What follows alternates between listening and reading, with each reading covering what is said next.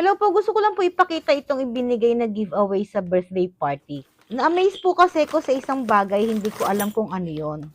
So, ito po ang mga laman. May cookies. Ito po yung inilalagay sa faucet. Sponge. Fancy bracelet. Pero ang cute po, di ba? At pang-grip. At ito pong 6 na puting bilog na maliliit na ito.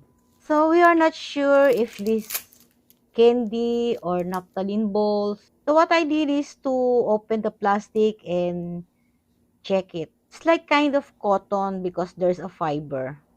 I guess that nagamit ko na ito noon eh. Na pag nababasa ito, ay lumalaki. Kaya naisip ko, lagyan ko ng tubig o basain ko ito. Kaya nung binuhusan ko ng tubig, lumalaki siya. Sabi ko, ano kaya ito? Kaya nung una pa lang, tinanong sa akin, ano ba ito? Candy o ano? Kasi kasama siya ng mga gamit. Kasi kung pagkain siya, hindi siya dapat kasama ng mga gamit.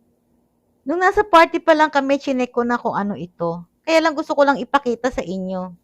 And it's like a piece of cloth. Na para siyang tissue. Siguro tissue na nga. Kaya tinawag ko siyang amazing tissue. Ang tibay niya, kahit atak-atakin, hindi napupunit. Thank you for watching!